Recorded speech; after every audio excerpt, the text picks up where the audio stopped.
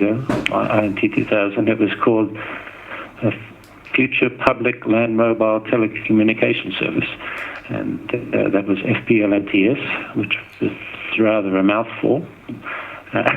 So there was a desire to come up something with a name which was a bit more brief, and that was considered by the groups that were developing the specifications, and they recommended to the Radio Assembly that the name be International Mobile Telecommunications.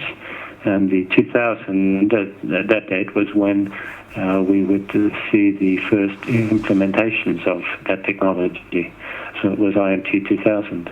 Since then, of course, it's moved on, and we have IMT Advanced, and the generic name has been determined at the Radio Assembly just to be IMT, or International Mobile Telecommunications. So that's really what the focus is. That's what these technologies are aimed at providing. Yeah. So, just another question. What do you think of the advantage and disadvantage of having a spectrum identified for IMT and not just allocated to mobile service? I think it is very useful indeed. I think the sort of developments that we've seen in mobile communications have really only been possible because particular segments of spectrum have been identified, particularly where we've been able to achieve that on a global basis, but at least on a regional basis. That's enabled common channeling plans to be used, which, as I said, was important in terms of economies of scale of producing equipment, but also in terms of interworking when you go from global roaming, when you go from one country to another, so that you can your equipment can search in the same frequency band for the same type of channel that would be used for signaling the information about availability of service. All right. So just to let you know, I'm addressing like developing countries case study, Egypt, Saudi Arabia, United Arab Emirates, and I have noticed that one or two of them were supporting the inclusion of WiMAX in the IMT standardization process. So let me ask you, do you think this is related to introducing the technology in their countries?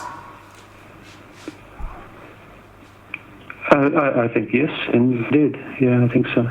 So, as you know, WiMAX had been included in the INT 2000 specifications. And, yeah. And, of course, there was a demand from the industry and a push from certain administrations that were interested in deploying that technology to have it included. That's a normal part of the market process. Yeah. So, just mentioning WiMAX, do you think that the delay of introducing WiMAX into IMT 2000 has a role in the declining of the technology? No, I don't think so. I think if it had not become a part of the IMT 2000 family, it would probably have had less success in the market than it did. As I've indicated before, one of its major problems was that it did not have standardized frequency arrangements, and indeed there were very many versions of the standard, different versions implemented in different parts of the world at different times. So it was lacking a harmonized frequency arrangement. It was lacking a harmonized and stable specification arrangement. So from those points of view, I think becoming part of the IMT Advantage family of radio interfaces was an advantage. But in terms of the eventual result in the market, I think it's clear that it did not gain the market share that it had hoped.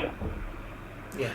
All right. So let's discuss another topic, which is opportunistic access in the TV white spaces. So. Okay, I can do so, but I will need to leave in about 5 minutes, so if we can just keep it to another 5 minutes. Yes, sure. So, do you think the concept of opportunistic access in the TV white spaces could be accommodated within the current radio regulation? The opportunistic access, if we're talking about cognitive radio, that was considered at the last World Radio Conference, and it was considered that there wasn't any changes necessary in terms of the radio regulations. That is to say,